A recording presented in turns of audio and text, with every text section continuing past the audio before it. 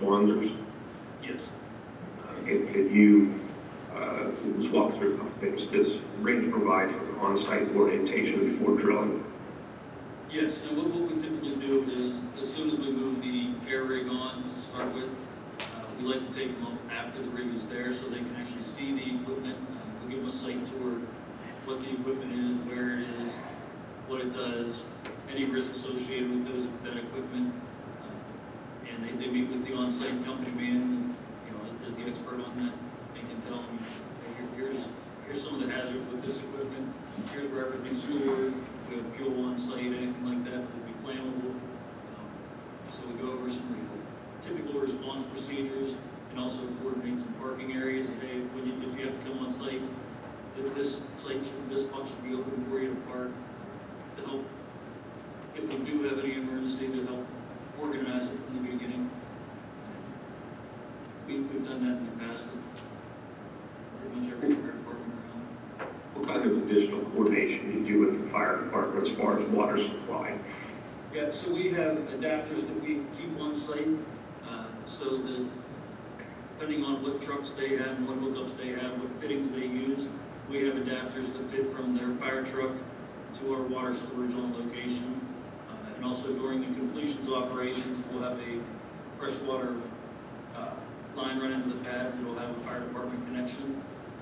And we'll show them where that's going to be and make sure that they have the equipment to hook up. And like I said, if they don't already own that equipment, we keep the fittings on site. We make sure beforehand that we have the correct fittings to fit that fire department to our equipment.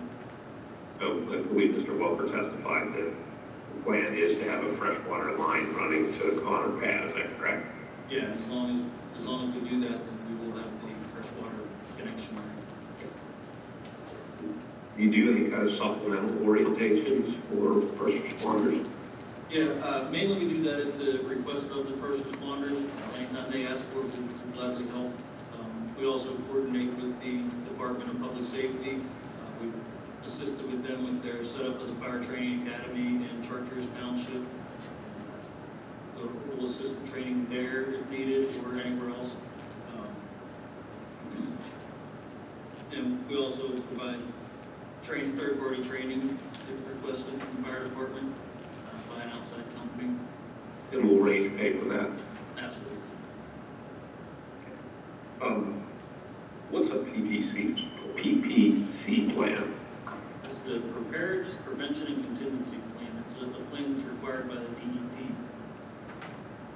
Is for any oil gas operations, is that correct? Correct. Okay. Can you describe in more detail what it's designed to do? Yeah, it provides preventative measures for foreseeable occurrences, summarizes the activities on the location, identifies any substances or waste that would be stored on location, and identifies our methods for controlling and disposal of those substances. The plan's there to provide guidance to range employees and contractors on how to effectively prepare for and respond to any incidents with potential releases to the waters, streams, waters in the area. And that requires, I'm sorry, go ahead. No, go ahead. Go ahead.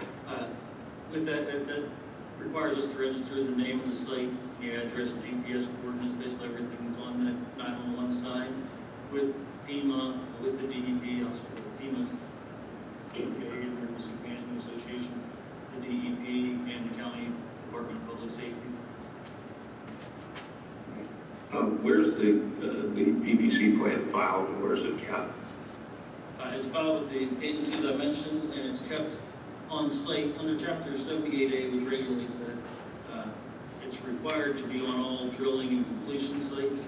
However, we also keep it on all sites that have an active ESCGP plan. So on the sites that are manned, drilling and completion sites, it's kept in the company man's trailer. And if the site is not manned, it's kept in the mailbox on the lease road. And one of the exhibits to Range's application, I believe it was 1M, was a draft of the PPC plan. Is that correct? Yes. And will that be finalized before work starts on the site? Yes, so we finalized after the official address is provided for us. What's an emergency response plan? That's, And how's that different from a PPC plan? it's actually part of the PPC plan. What it concentrates on is giving guidance to employees on how to assist the first responders if there is an incident.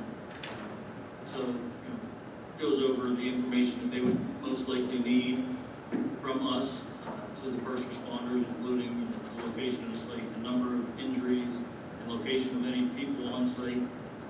But we also have possible staging areas for fire equipment, and goes over how to interact with between the police, or I'm sorry, the first responders and range employees.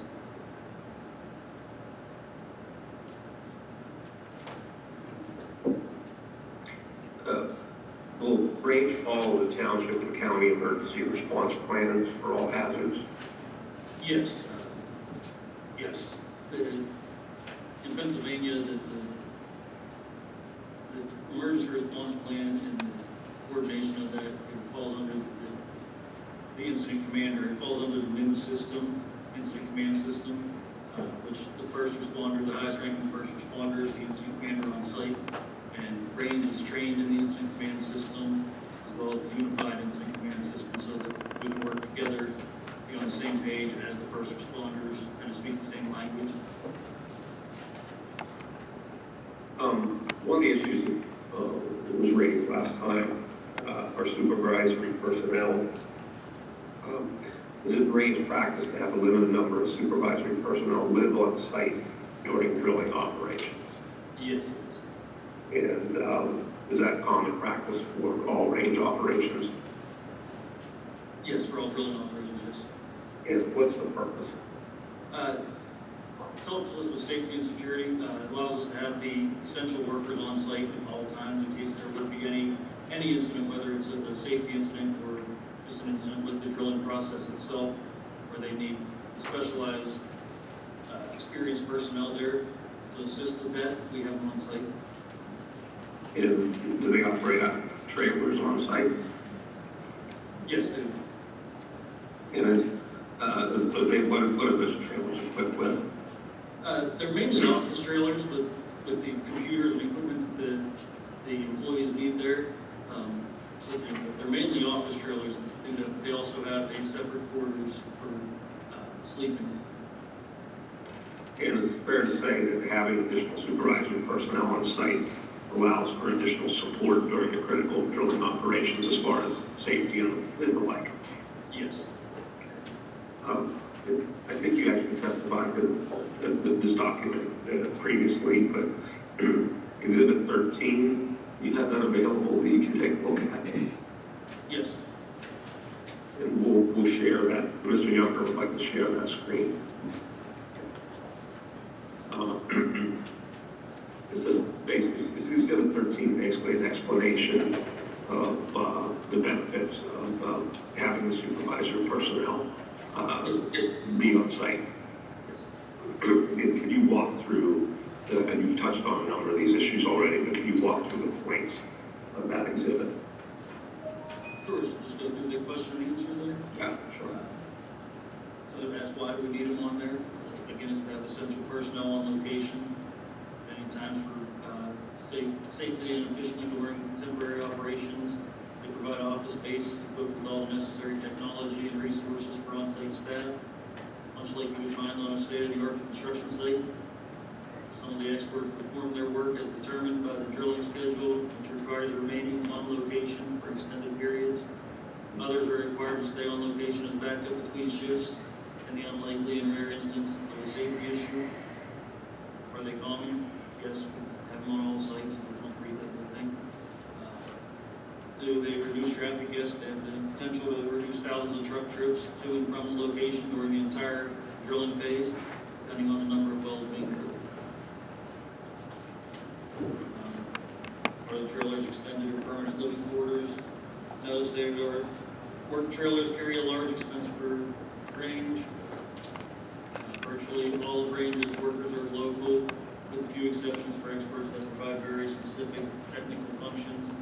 Some workers have after their shift, while a minimum number remain on as backup. Other experts perform their job periodically as determined by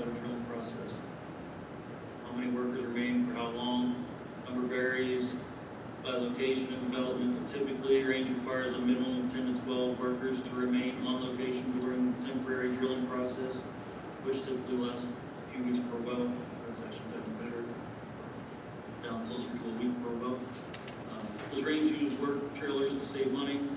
No, the trailers are necessary for our operations to be conducted in a manner that meets the standards Range sets for itself and to exceed community expectations by operating safely and efficiently. The Unified Development Ordinance allows supervisory personnel to reside on site, is that correct? Yes. And specifically, what is Range proposing as far as trailers and personnel during vertical drilling and during horizontal drilling? Yeah, so during the vertical drilling, we're requesting 6 trailers for 8 employees, and during the horizontal drilling, 8 trailers for 11 employees. And could you give a more detailed breakdown of the individual positions for those supervisory personnel? Yeah. For each of the 2 drilling phases? Yeah, the horizontal drilling would be 1 rig supervisor, 1 rig manager, 1 mud logger, 1 solids control, 2 rig operations personnel, and 2 material systems.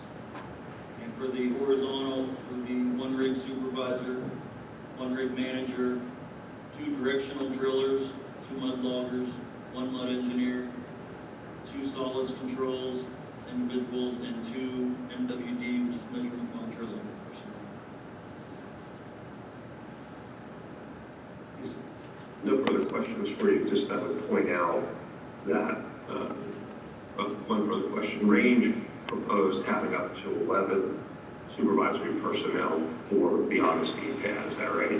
Yes. And the township approved that as part of the Augustine decision, is that right? Okay. That's all I have for Mr. Ordus, and subject to whatever questions the board may have or parties may have, this is our case.